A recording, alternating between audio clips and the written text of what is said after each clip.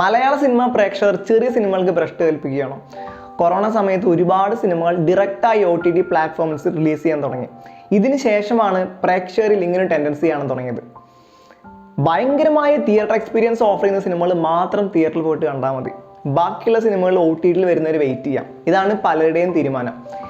Alfred Kurian direct ചെയ്ത ഫിലിപ്സും Anand ഏകർഷ് direct ചെയ്ത ആട്ടവും ഈ അടുത്തിറങ്ങിയ സിനിമകളായിരുന്നു. ഈ രണ്ട് സിനിമകൾക്കും അവ ഡിസേർവ് ചെയ്യുന്ന ഒരു ഇമ്പാക്റ്റ് ബോക്സ് ഓഫീസിൽ ഉണ്ടാക്കാൻ കഴിഞ്ഞിട്ടില്ല.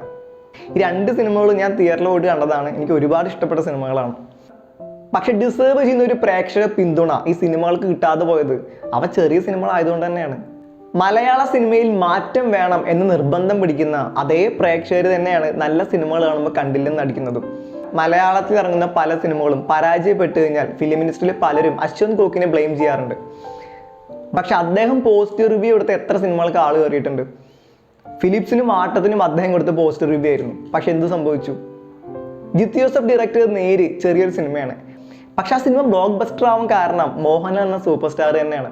സിനിമയിലെ നായകവേഷം കൈകാര്യം ചെയ്തത് ഒരു സൂപ്പർ സ്റ്റാർ അല്ലായിരുന്നെങ്കിൽ ആ സിനിമ ഇത്രയും സക്സസ് ആവില്ലായിരുന്നു. വലിയ സിനിമകൾക്ക് നിങ്ങൾ കൊടുക്കുന്ന സപ്പോർട്ട് ചെറിയ സിനിമകൾക്ക് കൊടുക്കാൻ തയ്യാറായില്ലെങ്കിൽ മലയാള സിനിമയിൽ മാറ്റം വേണം എന്ന് നിങ്ങൾ മുറവിളി കൂട്ടുന്നതിൽ യാതൊരു കാര്യമില്ല. പുതിയ ആശയങ്ങളും കഥകളും മലയാള സിനിമയിൽ വരണമെങ്കിൽ നല്ല ടാലൻറ്റഡ് ആയ റൈറ്റേഴ്സ് മാത്രം ഉണ്ടായിട്ട് കാര്യമില്ല. പ്രേക്ഷക പിന്തുണ അനിവാര്യമാണ്.